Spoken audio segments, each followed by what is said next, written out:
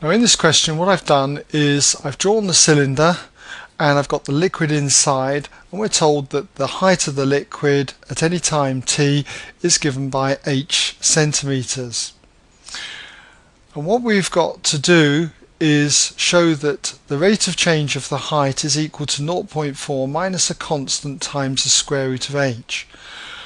But we're told that the liquid is being poured in at a rate of 1600 centimeter cubes every second, but at the same time as we're pouring in, water, or the liquid I should say, is leaking out of a hole in the bottom at a rate which is proportional to the square root of the height.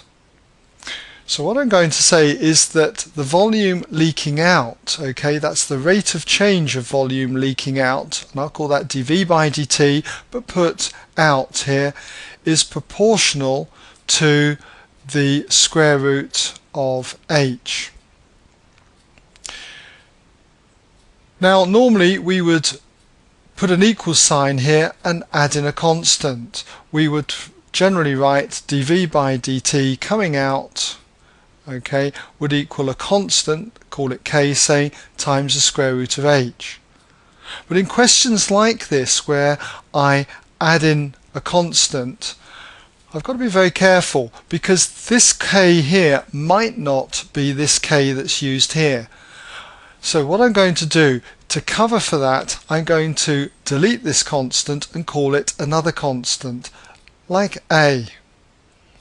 And we've also got to be very careful as well, because the volume is coming out the bottom, it's decreasing, so this rate of change would be a negative value and a would be a positive constant. Now the 1600 centimeter cubes per second is volume that is coming in, so this is a rate of change of volume but coming in, so I'm going to put coming in as equaling 1600 centimeter cubes per second. Now in this question we have to find dH by dt, and this is a typical kind of question where we have to use what's called connected rates of change, and by that I mean that I need to connect the rates of change of h with respect to something times the same value that I put here and here. That's got to be exactly the same with dt. So what has to go here? It's got to be the same value. Well, the question's based around volume, so it seems to make sense that this ought to be dV. Alright?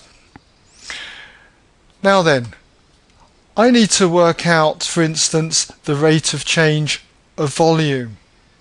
Alright, now what is that rate of change of volume going to be?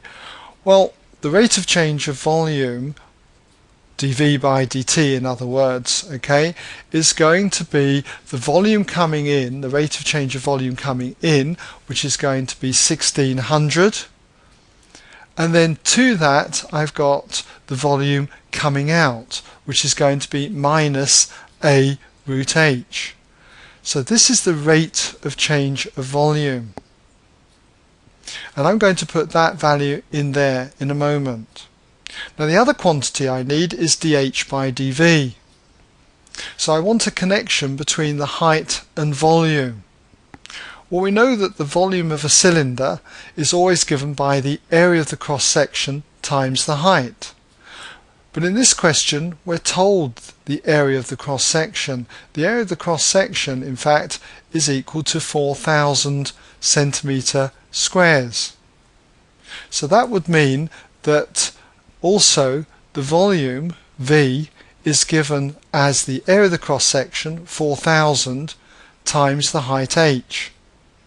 So in order to find dH by dV, what I'm going to do is first find dV by dH. dV by dH is going to equal 4000.